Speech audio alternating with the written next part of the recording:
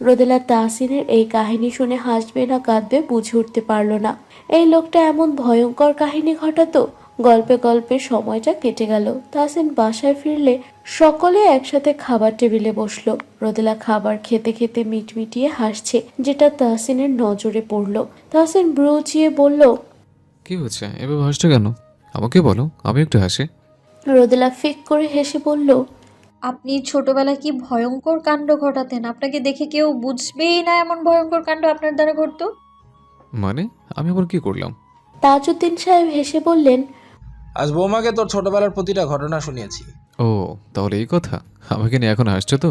Wait, আমি শুধু তোমার ছোটবেলার কাহিনী জানি, তারপর দেখো আমিও হাসবো। রোদেলা চুপসে গেল, কারণ সেও ছোটবেলায় যেসব কাহিনী ঘটিয়েছে। রোদেলার চুপসে যাওয়া মুখটা তাহসিন খেয়াল করে বলল, কি? এখন কেন মুখ এমন হয়ে গেল? রোদেলা বলল, না, তবে আপনি চাইলে আমি নিজেই বলতে পারি। আমি কি আপনার মতো যে ছোটবেলায় করা দুষ্টুমিগুলো লুকিয়ে যাব? ও, তাই নাকি? বলো তো শুনি। রোদেলা নাজমা বেগমের দিকে তাকিয়ে বলল, জানো তো মা, একবার আমি মায়ের সাথে কি করেছি। কি করেছিস? তখন ক্লাস 1-এ পড়তাম বোধ হয়।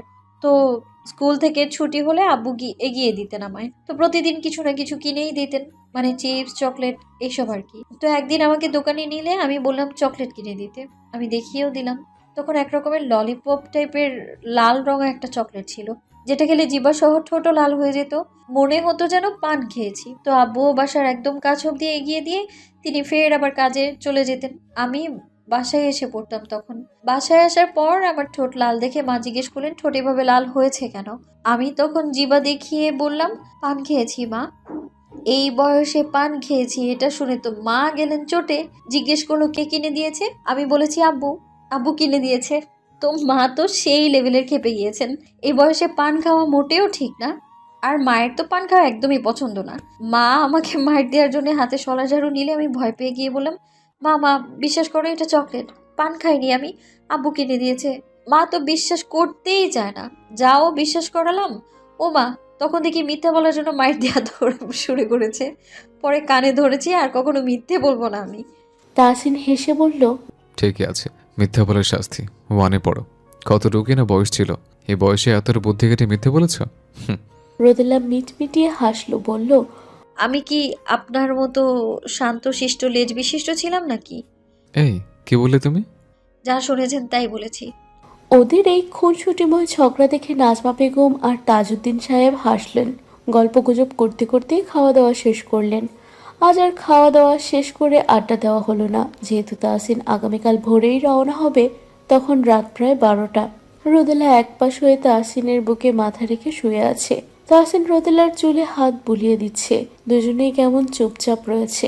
প্রায় অনেকটা সময় পর তাহসিন রোদেলাকে বলল, মাইমুন, হ্যাঁ। যে কোনো পরিস্থিতিতে নিজেকে শক্ত রাখবে, কখনো ভেঙে পড়বে না। জীবন একটা যুদ্ধক্ষেত্র, সেটা মাথায় রাখবে।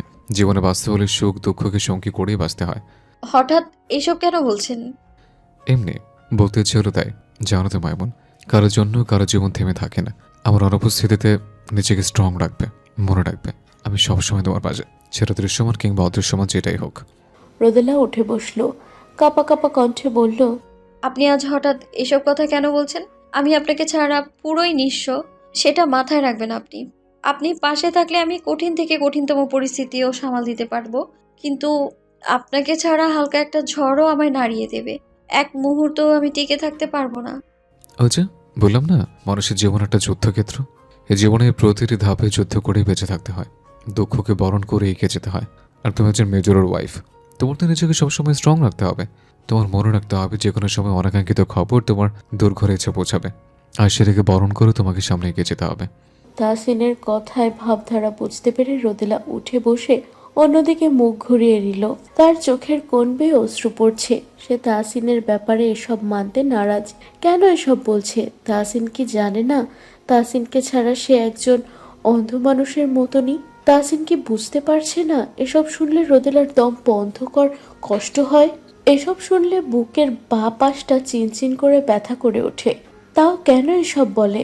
তাহসিন উঠে বসলো, রোদেলাকে নিজের দিকে ঘোরালো। রোদেলার চোখে অশ্রু চিকচিক করছে। তাহসিন তা মুছে দিয়ে বলল, কেন এমনটা করছো? বাস্তবতা কেন মেনে নিতে চাও না? রোদেলা ডুকরে কেঁদে উঠে বলল, আপনি কেন এইসব কথা বলেন? আপনি জানেন না আপনাকে ছাড়া আমি অচল। শুধুই কি আমি, মা বাবা আমরা সবাই। কি করে আমরা আপনি বিহীন বেঁচে থাকার কথা ভাববো? কান্না করো না প্লিজ। আমি জাস্ট বুঝিয়েছি, আমি যদি নাও থাকি তোমরা যেন সকল পরিস্থিতির সাথে নিজেদের মানিয়ে নাও। আমি তো সেটাই বলছি, কেন আপনি এইসব বলবেন? আপনি থাকবেন না মানে কি? আপনাকে থাকতে হবে, বেঁচে থাকতে হবে, আমাদের জন্য থাকতে হবে। আপনি আমাকে কথা দিয়েছেন সব সময় আমার সাথে থাকবেন। আপনি কথার খেলাপ করতে পারেন না মাহমুদ সাহেব। কান্না করতে করতে রোদেলা হেঁচকি উঠিয়ে ফেলেছে। তাহসিন রোদেলাকে শান্ত করতে বলল, এই যে আমি আছি তো, প্লিজ কান্না অফ করো। আপনি কেন এইসব বললেন? বলুন না কেন এমনটা বললেন? আমার সাথে কি শেয়ার করা যাবে না? তাহসিন কিছুক্ষণ চুপ থাকলো, অতঃপর বলল, আমার সেনা জীবনে এই প্রথম কোনো মিশনে যাওয়ার আগে আমার কিছুটা ভয় হচ্ছে। বারবার মনে হচ্ছে এই বুঝে আমি তোমাদের থেকে অনেক দূরে চলে যাব। এই মিশনের প্ল্যান সাজাতে যেও কত কিছুর সম্মুখীন হতে হলো, কতবার যে নতুন প্ল্যান সাজাতে হলো, সব মিলে কেমন যেন ভয় হচ্ছে। এই মিশনে জয়ী হয়ে ফিরতে পারবো তো? রোদেলা চুপ করে তাহসিনের বুকে মাথা দিয়ে রাখলো, আস্তে করে বলল, আপনি ফিরবেন, জয়ী হয়ে ফিরবেন আপনি। তাই যেন হয়। রোদেলা মাথা তুলে তাহসিনের দিকে হাত বাড়িয়ে দিয়ে বলল, কথা দিন আমায়, আপনি আমার কাছে ফিরে আসবেন। এসব কি বাচ্চামা করছো? এসব ব্যাপারে কথা দেওয়া যায়? আমি কি ভবিষ্যৎবাণী জানি? আমি কিচ্ছু জানি না, আপনি আমাকে কথা দিবেন ব্যাস। কথা দিন আপনি, প্লিজ কথা দিন। আপনি ফিরে আসবেন বলুন। তাহসিন ফোঁস করে শ্বাস ছাড়ল। রোদেলার বাড়িয়ে দেওয়া হাতের তালুর ওপর নিজের হাতখানা রেখে বলল, কথা দিলাম মাইমুন, আমি ফিরবো, তোমার কাছেই ফিরবো, আর তোমার পাশে সবসময় থাকবো ইনশাল্লাহ। সারাটি রাত রোদেলা তাহসিনের বুকের মাঝে পড়ে রইল। না তার চোখে ঘুম ধরা দিয়েছে, আর না তাহসিনের দুজন সারাটি রাত নির্ঘুমা কাটিয়ে দিল। ফজরের আজান দিতেই দুজন বিছানা ছেড়ে উঠল। অজু করে দুজন নামাজ পড়ে নিল। এরপর তাহসিন রেডি হতে লাগলো। রেডি হয়ে বের হওয়ার সময় রোদেলাকে জড়িয়ে ধরে বলল, ফিরতে 2 দিন লেট হবে, সাবধানে থাকবে আর এক্সাম ভালো করে দেবে। রোদেলা কান্না করে দিল। তাহসিন বলল, বের হওয়ার সময় কান্না করো না প্লিজ। রোদেলা কান্না ভেজা গলায় বলল, আপনি কিন্তু কথা দিয়েছেন ফিরে আসবেন আপনি। আমি কিন্তু আপনার অপেক্ষায় থাকবো। তাহসিন বোঝার ভঙ্গিতে মাথা নাড়ল। রোদেলাকে ছেড়ে কপালে সশব্দে চুমু খেলো, বলল, বড্ড ভালোবাসি মাইমুন, সাবধানে থেকো বলেছে। আপনিও সাবধানে থাকবেন আর সাবধানে ফিরবেন। আচ্ছা। তাহসিন রোদেলাকে ছেড়ে রুম থেকে বের হতে যাবে, রোদেলা পিছু থেকে বলে উঠল, আপনার মাইমুন আপনাকে নিজের জীবনের চেয়েও বেশি ভালোবাসে মাহমুদ সাহেব। তার জন্য হলেও আপনি তার কাছে ফিরে আসবেন। তাহসিন পিছু ফিরে মলিন হাসল, বলল, এগিয়ে দিতে আসবে না? এসো। রোদেলার রুম ছেড়ে বেরিয়ে এলো। তাহসিন তার বাবা মাকে সালাম করে বলল, দোয়া করো। নাজমা বেগম ছেলের মাথায় হাত বুলিয়ে দিয়ে বলল, ফি আমানিল্লাহ। তাজউদ্দিন সাহেব বললেন, জয়ী হয়ে ফিরো। তাহসিন বলল, ইনশাল্লাহ। মা বাবা তোমরা নিজেদের খেয়াল রেখো, আর মাইমুনকে একটু দেখে রেখো। তাজউদ্দিন সাহেব বললেন, চিন্তা করো না, আমরা আছি তো। নাজমা বেগম বললেন, তুইও সাবধানে থাকিস বাবা। সবার থেকে বলে তাহসিন বেরিয়ে গেল। আর রোদেলা দরজাটা ধরে অসহায় চোখে তাকিয়ে রইল। তাহসিন কিছুটা সামনে এগিয়ে পিছনে ফিরলে দেখতে পেল রোদেলা কেমন করে তার যাওয়ার পানে তাকিয়ে আছে, চোখ পানিতে টলমল করছে। তাহসিন মলিন হেসে চলে গেল। তার চোখের কোণ ঘেঁষেও এক ফোঁটা পানি গড়িয়ে পড়ল। তাহসিন শার্টে চোখ মুছল। সে তো কাজের তাগিদেই যাচ্ছে, নইলে রোদেলার এই অবস্থায় সে রোদেলার থেকে দূরে যায় নাকি? রোদেলার সময় প্রায় ঘনিয়ে এসেছে। তাহসিন পারলে রোদেলাকে এক মুহূর্ত কাজ ছাড়া করতো না, কিন্তু নিজের প্রিয় মানুষ, পরিবার থেকেও আগে তার দেশ, দেশের কাছে সবই ফিকে। তার প্রধান দায়িত্ব দেশকে রক্ষা করা, আর সে দায়িত্ব পালনেই আজ তার নিজের জীবন বাজি রেখেও ছুটতে হচ্ছে। পরিবার, প্রিয় মানুষ সবকিছুর মায়া ত্যাগ করি তার এগিয়ে যেতে হচ্ছে। এক বুক সাহস নিয়েই মৃত্যুর মুখোমুখি দাঁড়াতে হচ্ছে। যদি ভাগ্য থাকে তবে জয়ী হয়ে ফিরে আসবে, নয়তো মৃত্যুকে বরণ করে নিতে হবে। এটাই তো সেনা জীবন। যারা কিনা নিজেদের জীবন বাজি রেখে দেশের জন্য, দেশের মানুষের জন্য শ্রম দিয়ে যাচ্ছে, এমন বীরদের আত্মত্যাগের জন্যই তো দেশের মানুষ নিশ্চিত মনে বাঁচতে পারছে। ভোর 5:10 চট্টগ্রাম সেনানিবাস তখন ঘুম ভাঙা শহরের মতো নিস্তব্ধ। হেডলাইটের আলোয় দুটো সেনা কনভয় ট্রাক দাঁড়িয়ে, ইঞ্জিন চালু। পাহাড়ি অভিযানে বের হওয়ার প্রস্তুতি তখন চূড়ান্ত। সেনা সদস্যদের চোখে স্পষ্ট একরাশ টেনশন আর দায়িত্ববোধ রেখা। তাহসিন একবার রুট ম্যাপ করে দেখে নিল। পাশে দাঁড়িয়ে থাকা লেফটেন্যান্ট কবিরকে জিজ্ঞেস করলো, মেজর রাশিদ আসতে তো লেট কেন করছে? এখন রওনা না হলে লেট হয়ে যাবে। তখনই কবির বলে ওঠে। স্যার, ওই তো রাশেদ সাহেব আসছেন। তাহসিন সামনে তাকালে দেখতে পেল মেজর রাশেদ এসেছেন। মেজর রাশেদ এসেই তাড়া দেন। মেজর রাশেদ তাহসিনের থেকে বয়সে বড়। তাহসিন তাই ওনাকে স্যার বলেই সম্বোধন করে। তাহসিন বলল, ইয়েস স্যার। তাহসিন মাথা নাড়ল। এক গাড়িতে মোট 6 জন উঠল।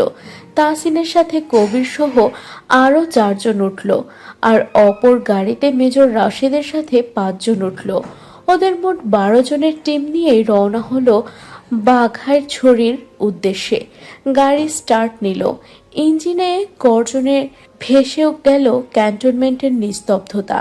পাহাড়ি রুট, আঁকাবাঁকা সড়ক, ঝাপসা কুয়াশা গায়ে মেখে একটার পর একটা বাঘ পেরিয়ে ছুটে চলেছে সেনাবাহিনীর 2টি কনভয় ট্রাক। পাথরের রাস্তা আর গভীর জঙ্গলের মাঝে কেবল গর্জন তুলে কনভয় ট্রাক দুটি এগিয়ে চলেছে। পাথরের রাস্তা আর গভীর জঙ্গলের মাঝে কেবল গর্জন তুলে কনভয় ট্রাক দুটি এগিয়ে চলেছে। প্রায় 10 ঘন্টার দীর্ঘ যাত্রা শেষে গাড়ি দুটি পৌঁছায় বাঘাইছড়িতে। তখন দুপুর 3টার মতো বাজছে। তাহসিন এবং তার টিম বাঘছড়ির সীমান্ত ঘেঁষা এক গোপন সামরিক ক্যাম্পে আশ্রয় নেয়। এখানে তার অভিযান পূর্বরাত্রি কাটবে। এখান থেকেই আগামীকাল ভোরে চূড়ান্ত অভিযানে নামবে। রিপোর্ট অনুযায়ী আগামীকাল ভোরে অস্ত্র পাচারকারী গ্যাংটি মিয়ানমার সীমান্ত ব্যবহার করে অবৈধ অস্ত্র দেশে ঢুকাবে। গভীর রাতে সেই গ্যাংয়ের অবস্থান নিশ্চিত করে তাহসিন এবং তার টিম ঘেরাও করবে পুরো এলাকা। এটাই তাদের পরিকল্পনা। এবার শুধু পরিকল্পনা সফল হওয়ারই পালা। রাত তখন 12:06। নিহা পড়া শেষ করে সবেই টেবিল ছেড়ে উঠেছে। আগামীকাল লাস্ট এক্সাম। সে তো খুব খুশি। পড়া শেষ করে খাওয়া দাওয়া করে ভাবলো শান্তকে একটুখানি ডিস্টার্ব করা যাক। পরীক্ষার উছিলায় অনেকদিন হয়েছে রাত বেরাতে শান্তকে ফোন দিয়ে জ্বালায়নি। আগামীকাল যেহেতু এক্সাম আছে তাই বেশিক্ষণ আর কথা বলবে না। 5 মিনিটের মতো বলেই ফোন রেখে দিবে। নেহার নতুন একটা সিম আছে যেটা এখনো ইউজড করা হয়নি, তাই শান্ত এই ফোন নম্বর জানেও না। নিহা সেই নতুন সিম ফোন কানেক্ট করে শান্তকে ফোন দিল। শান্ত ফোন ধরতেই কণ্ঠ একটুখানি চেঞ্জ করে বলল, হ্যালো সুইটার্ট, কেমন আছো? শান্ত কিছুটা ভরকে গেল। একে তো মেয়ে কণ্ঠ, এর ওপর কি সব নামে সম্বোধন করছে। শান্ত বলল, সরি, মেবি রং নাম্বারে ফোন করেছেন। নো বেবি, আমি তোমাকে ফোন করেছি। আমাকে চিনতে পারছো না বুঝি? শান্ত বিড়বিড়িয়ে বলল। এটা আবার কোন ক্ষেতের মূলা? ওপাশ থেকে নিহা ঠোঁট চেপে হাসলো, বলল, ছি বেবি, আমি মোলা হতে যাবে কেন? আমি তো তোমার জান পাখি। শান্ত এবার বুঝে ফেলল এটা যে নিহা, তাই শান্তও মজা লড়তে থাকলো। নিহাকে বুঝতেও দিল না যে সে নিহার কারসাজে ধরে ফেলেছে। শান্ত ভুলে যাওয়ার ভান করে বলল, ও হ্যাঁ, তাই তো। সরি বেব, ভুলে গিয়েছিলাম। নিহার ভ্রু কুঁচকে এলো। ওপাশ থেকে শান্তর কণ্ঠ শোনা গেল। শান্ত বলছে, এত দেরি করে ফোন দিলে কেন জানো আমি তোমার জন্য কতটা অপেক্ষা করেছি? নিহা থতমত খেয়ে বলল, মানে? মানে আবার কি? তুমি না বললে তুমি আমার জান? তো জানের জন্য অপেক্ষা করব না তো কার জন্য অপেক্ষা করব বলো? নিহা এবার খেপে গেল, বলল, এই অশান্তর বাচ্চা শান্ত, কি বলেন আপনি? আমি নিহা? ছি ছি ছি ছি ছি ছি, আপনার ক্যারেক্টার এত খারাপ হয়ে গিয়েছে। শেষে কিনা চেনা নেই জানা নেই অজানা একটা মেয়েকে জান বেব ইত্যাদি বলা শুরু করে দিয়েছেন। শান্ত ট্রুস হাসলো, বলল, কি ভেবেছো তুমি একাই চালা? আমাকে বোকা বানাতে এসে নিজেই বোকা বনে গেলে। থেমে ফোন নম্বর এটা কার? নিহা চুপসানো মুখ নিয়ে বলল, আমার। ও, তোমার না আগামীকাল এক্সাম আছে? তাহলে কোন আক্কেলে এত রাতে ফোন করে ফাজলামো করতে এসেছো নিহা?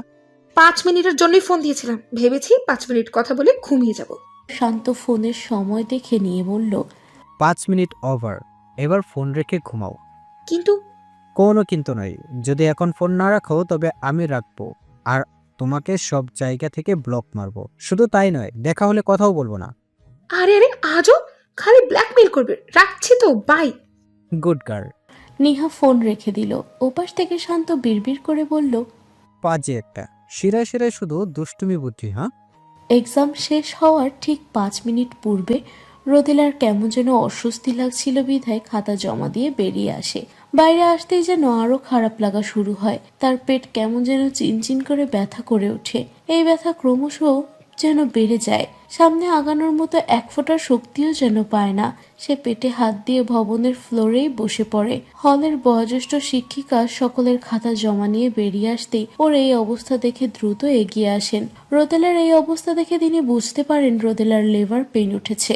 ভাগ্য ভালো নিহাও এক্সাম শেষে বের হতেই রোদেলাকে এমন অবস্থায় দেখে দৌড়ে আসে।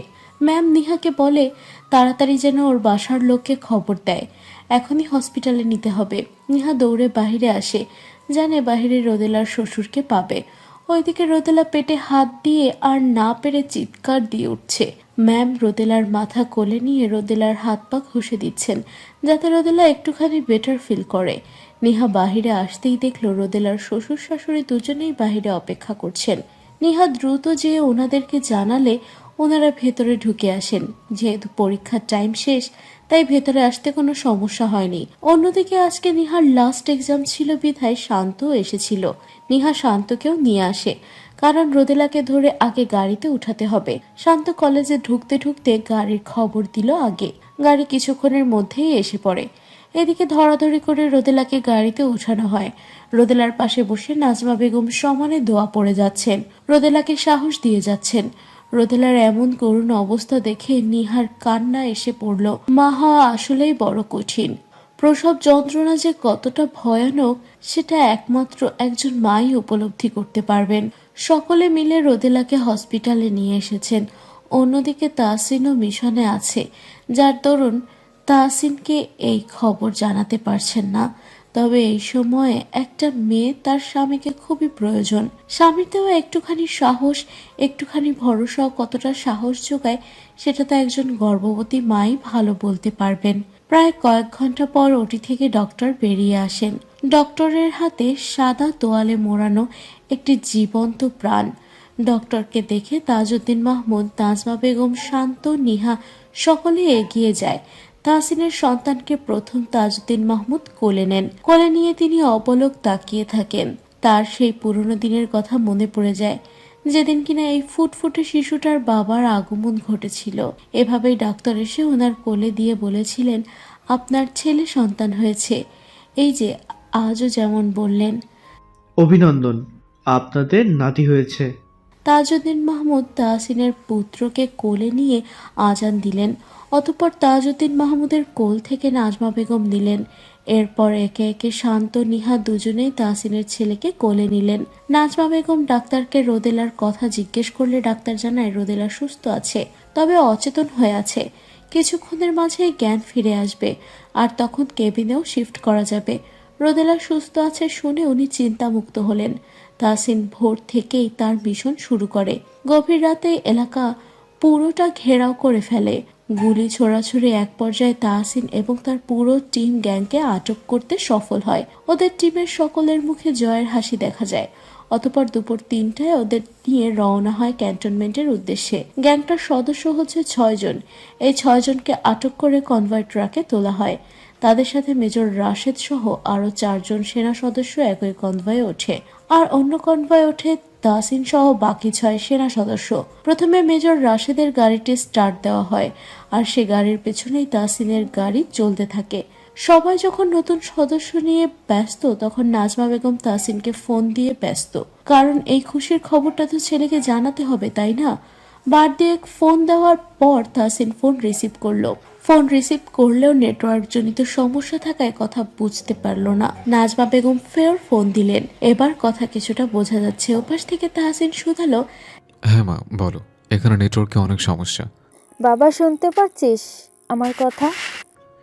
হ্যাঁ এখন শুনতে পারছি, বলো। নাজমা বেগম খুশির ঝংকার তুলে বললেন, তোর ছেলে হয়েছে, আমরা হাসপাতালে আছি, তোর সন্তান আর বৌমা দুজনেই সুস্থ আছে। আলহামদুলিল্লাহ মা, আমি পথে আছি, ফিরছি আমি। সাবধানে আয় বাবা, তোর ছেলে তোর অপেক্ষায় আছে। ওপাশ থেকে তাহসিন কি বলল তার শোনা গেল না, তবে বিকট একটা আওয়াজ শোনা গেল। কিন্তু কিসের সেটা বোঝা গেল না। বিকট আওয়াজের চোটে নাজমা বেগম ফোনে এপাশ থেকেই কেঁপে উঠলেন। তিনি বললেন, কি হয়েছে বাবা? কল কাটার আওয়াজ শোনা গেল। তিনি ফের কল দিলেন, কিন্তু এবার আর ফোন যাচ্ছে না। ওপাশ থেকে পরিচিত মহিলা কণ্ঠ ভেসে উঠছে, এই মুহূর্তে আপনার কাঙ্ক্ষিত নম্বরের সংযোগ প্রদান করা সম্ভব হচ্ছে না, দয়া করে আবার চেষ্টা করুন। নাজমা বেগম আরও 2বার চেষ্টা করলেন, কিন্তু একই কথা ভেসে উঠল।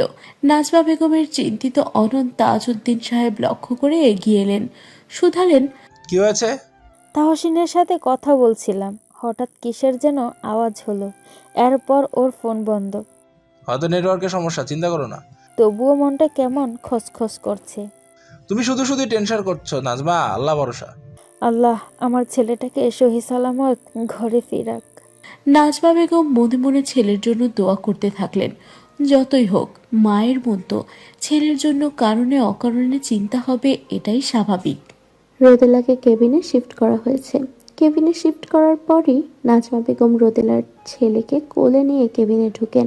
এরপর একে একে শান্ত, নিহা, তাজউদ্দিন মাহমুদ কেবিনে আসেন। রোদেলা ওদেরকে দেখে কান্না ভেজা চোখে তাকিয়ে রইল। নাজমা বেগম রোদেলার ছেলেকে রোদেলার পাশে শুইয়ে দিল। রোদেলার মাথায় হাত বুলিয়ে দিলেন, বললেন, তাহসিন আসছে, ওর সাথে কথা হয়েছে। রোদেলা কথাটা শুনে বেশ প্রসন্ন হলো। যাক, তাহলে এই সময়টাতে সে তাহসিনকে দেখতে পারবে। আচ্ছা, তাহসিন ফিরে তার ছেলেকে দেখলে কিরকম অনুভূতি হবে? ছেলেকে যখন কোলে জড়িয়ে নেবে, তার বুক কাঁপবে না? রোদেলা সেই মুহূর্তটার অপেক্ষা করছে, যে মুহূর্তে তাহসিন আসবে, নিজের ছেলেকে দেখে চক্ষু জুড়াবে। রোদেলা ছেলের দিকে তাকালো, আলতো জড়িয়ে ধরলো। এই প্রাণটাকে সে জন্ম দিয়েছে, এটা তার অংশ, তার নারী ছেঁড়া রত্ন। রোদেলার চোখের কোণে পানি জমল। বাচ্চাটা কেমন চোখ পিটপিট করে রোদেলার দিকে তাকিয়ে আছে। 17 বছর বয়সে কারো স্ত্রী হলো, আর 19 বছর বয়সে মা হয়ে গেল। সময় কতই না দ্রুত বয়ে যায়। নিহা রোদেলার পাশে এসে শুধালো, রোদ, আমাদের কিউট প্রিন্সের নাম কি রাখবে? রোদেলা তাকিয়ে বলল, সেটা ওর বাবা এসেই বলবে। যদিও আমাকে আগেই বলে দিয়েছে কি নাম রাখবে, তবে আমি চাই ওর বাবা এসে ওকে কোলে নিয়ে ওর নামকরণটা করুক। ওহো, কি ভালোবাসা! ভাই আসছেন, আর কিছুক্ষণ অপেক্ষা। নিহা, শান্ত, রোদেলা কথাবার্তা বলছিল। এদিকে তাজউদ্দিন মাহমুদ কিছু বলার উদ্দেশ্যে ইশারায় নাজমা বেগমকে বাইরে ডেকে নিয়ে গেলেন। হসপিটালের করিডোরের সামনে গিয়ে করুণ কণ্ঠে বললেন, নাজমা, তাহসিনের জন্য দোয়া করো, খবর ভালো না। নাজমা বেগম চিন্তিত কণ্ঠে বললেন, কেন, আমার তাহসিনের কি হয়েছে? ওদের গাড়িতে বোমা হামলা হয়েছে। ওরা তো 2টা গাড়িতে গিয়েছিল, একটাতে বোমা হামলা হয়েছে। দোয়া করো তাহসিন যেন সেই গাড়িতে না থাকে, আমার ছেলেটা যেন প্রাণে বেঁচে যায়। নাজমা বেগম কান্না করে দিয়ে বললেন, দেখেছো, আমি তোমাকে তখনই বলেছিলাম আমার ছেলেটার কিছু হবে না তো। আজ এত আনন্দের দিনে এটা কি সংবাদ দিলে তুমি? তাজউদ্দিন মাহমুদের চোখের কোণে জল জমেছে।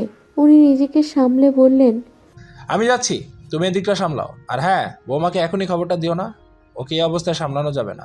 আল্লাহকে ডাকো নাজবা, আমি আসছি। সংবাদ মাধ্যমের প্রতিটি চ্যানেলের মুখ্য খবর এখন একটাই, সেটা হচ্ছে সেনাবাহিনীর গাড়িতে বোমা হামলা। অস্ত্র পাচারকারীদের আটক করা ফেরার পথেই এই হামলা ঘটে। এতে গাড়িতে থাকা সকলের মৃত্যু হয়। জানা যায় সে গাড়িতে সেনাবাহিনীর মেজর তাহসিন মাহমুদ সহ আরও 6 জন সদস্য ছিল। কারো লাশকে চিহ্নিত করা যাচ্ছে না, কারণ প্রতিটি লাশ টুকরো হয়ে ছড়িয়ে ছিটিয়ে গিয়েছে। দেশ জুড়ে এই খবর ছড়িয়ে পড়ে। সামাজিক যোগাযোগ মাধ্যমেও তোলপাড় চলছে। সকলের মুখে মুখে এখন এই খবরই। কর্নেল ওসমান সহ সেনাবাহিনীর বাকি টিম এই মুহূর্তে ঘটনাস্থলে পৌঁছে গিয়েছে। সড়ক পথে দেরি হবে বিধায় হেলিকপ্টারের ওনারা রওনা হন। সেখানে যে মেজর রাশেদ এবং বাকি 4 সদস্যদের থেকে বিস্তারিত শুনলেন। তাদের ভাষ্যমতে গাড়ি দুটি পর পর রওনা হয়। প্রথম গাড়িতে আটক করা 6 জনকে নিয়ে ওনারা 5 জন রওনা হয়, আর পরের গাড়িতে সেনাবাহিনীর বাকি 7 সদস্য রওনা হয়, যেটাতে মেজর তাহসিন, লেফটেন্যান্ট কবির সহ বাকিরা ছিল। কিছু পথ পেরোতেই হঠাৎ ওদের গাড়িতে বোমা বিস্ফোরণ ঘটে। ওনাদের গাড়ি অনেকটা এগিয়ে থাকায় ওনাদের গাড়িতে ক্ষতি হয়নি, ওরা প্রাণে বেঁচে গিয়েছে। এইদিকে বোমা বিস্ফোরণ হতে মেজর রাশেদ সহ বাকি 4 জন এইদিকে ছুটে এলো। সে সুযোগে আটক করা 6 আসামি পালিয়ে গিয়েছে। কর্নেল ওসমান সবটা শুনে মাথা নিচু করে রাখলেন। 7 সেনা সদস্যর একজনও বেঁচে নেই। কারো হাত পা শরীর থেকে আলাদা হয়ে গিয়েছে, কারো মুখ এমন ভাবে পুড়েছে চেনার উপায় নেই। সবার এই ছিন্ন বিচ্ছিন্ন অবস্থা দেখে যে কেউ ভয় পেয়ে যাবে। রাত তখন 11টা। রতিলাকে আজ হসপিটালেই থাকতে হবে। সন্ধ্যার দিকেই নিহা শান্ত চলে যেত, কিন্তু তাহসিনের কথা শুনে আর যায়নি। তবে তাহসিনের গাড়িতেই যে বোমা হামলা হয়েছে সেটা জানে না। নিহা আজ রাতটা হসপিটালে থাকবে আর শান্ত রাতে তার বাসায় চলে যাবে। নিহা বাসায় কল দিয়ে জানিয়ে দিয়েছে আজ সে রোদেলার সাথে থাকবে। রোদেলার পাশে এখন নাজমা বেগম বসে আছেন। নিহা বাহিরে বসে আছেন। সে রোদেলার সামনে আসতে পারছে না, কারণ নিহার কথা চেপে রাখার অভ্যাস নেই। দেখা যাবে রোদেলার সামনে গেলেই মুখ ফুঁড়ে তাহসিনের কথা বেরিয়ে গেল, তখন কি হবে? তাই সে বাহিরে বসে আছে। তাজউদ্দিন মাহমুদ এখনো কোনো খবর নিয়ে ফিরেননি। নাজমা বেগম বসে বসে দোয়া পড়ে যাচ্ছেন। রোদেলাকে এখনো কিছু জানানো হয়নি। রোদেলা নাজমা বেগমের দিকে তাকালো, কিছুক্ষণ তাকিয়ে থেকে বলল, মা তুমি কি কিছু নিয়ে চিন্তিত? নাজমা বেগমের টনক নড়ে উঠল। বলল, না তো। রোদেলা বলল, বাবাকে দেখছি না কেন? কোথায় গিয়েছে? তোমার বাবা আছেন, হয়তো কাছে পিঠে কোথাও আছেন। নিহা কোথায়? ও তো বাসায় যায়নি। নিহা বাহিরে বসে আছে, শান্তাও বাহিরে। ওরা ভেতরে আসছে না কেন? এমন সময় শান্ত ভেতরে এলো। হাতে তার খাবার। সে বাহির থেকে খাবার এনেছে। খাবারের প্যাকেটটা নিহার হাতে দিয়ে বলল সবাইকে বেড়ে দিতে। নাজমা বেগম নাকচ করলেন, তিনি এখন কিছুই খাবেন না। তাও নিহা জোর করে খাবার দিল। রোদেলার ছেলে এতক্ষণ ঘুমাচ্ছিল, এখন ঘুম থেকে উঠে কান্না করা শুরু করেছে। শান্ত ওকে কোলে নিয়ে বসে আছে। সবার মতিগতি রোদেলার কাছে ভালো ঠেকছে না।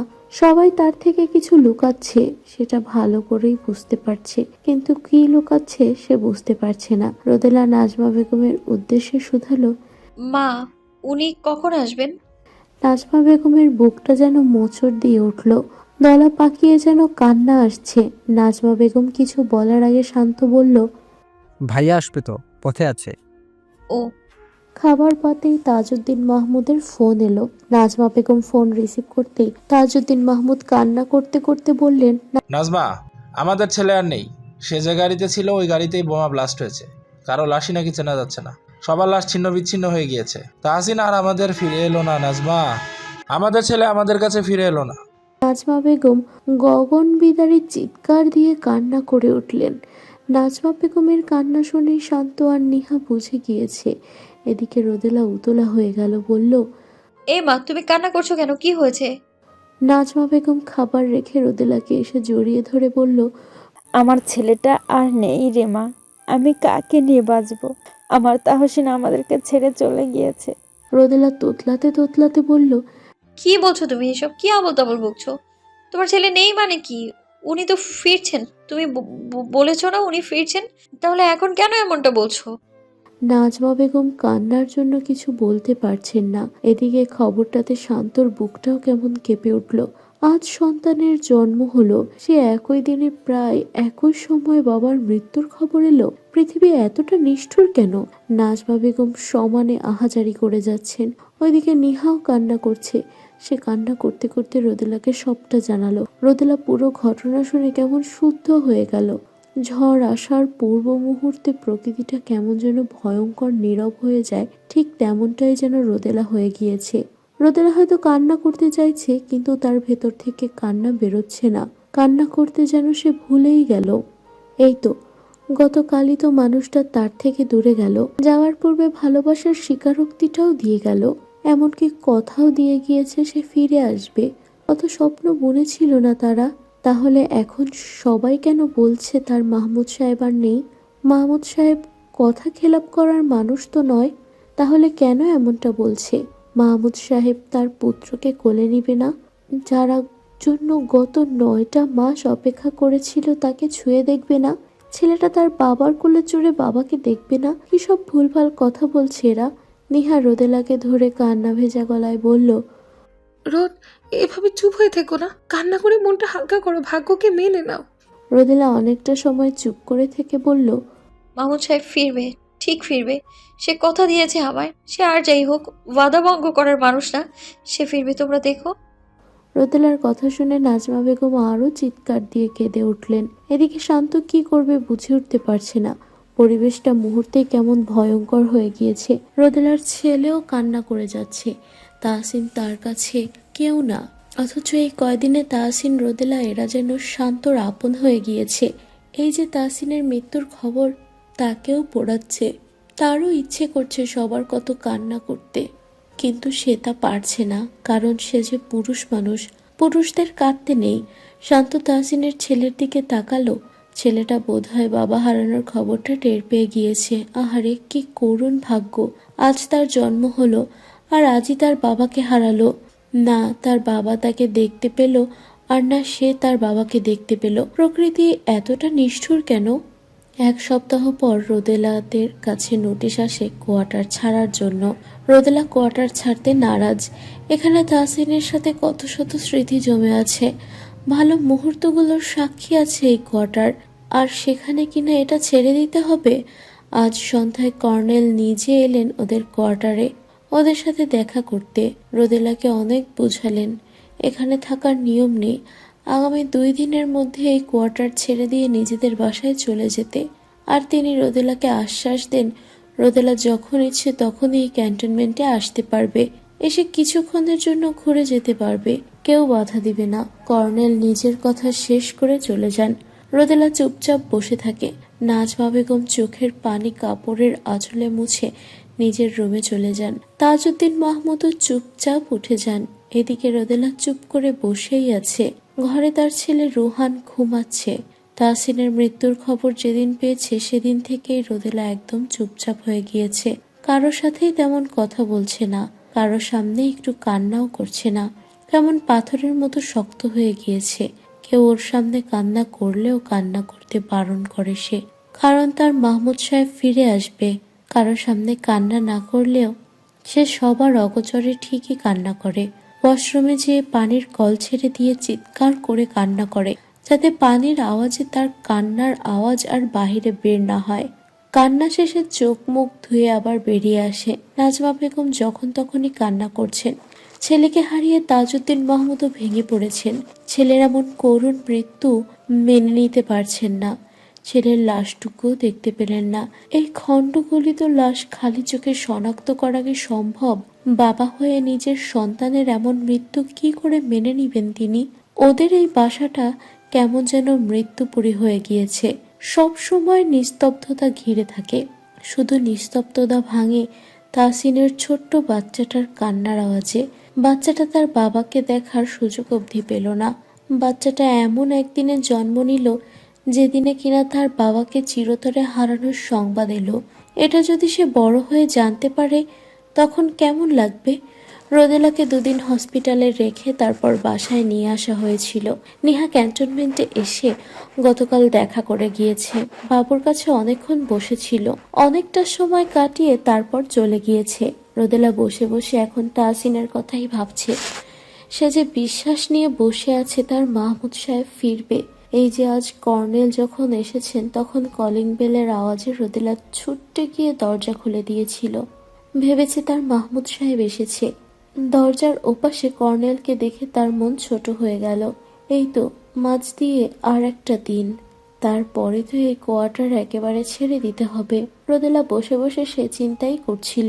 ঘর থেকে ছেলে রুহানের কান্নার আওয়াজ সে কিঞ্চিত নড়ে উঠল। ইদানিং তার বেশ হ্যালুসিনেশন হচ্ছে। যখন তখন তাহসিনকে দেখতে পাচ্ছে, তারপর যখন বোঝে তাহসিন নেই তখন আবার বুকটা মুচড়ে উঠছে। ছেলের কান্নার আওয়াজ পেয়ে রোদেলা উঠে রুমে চলে গেল। ছেলেকে কোলে নিয়ে বলল,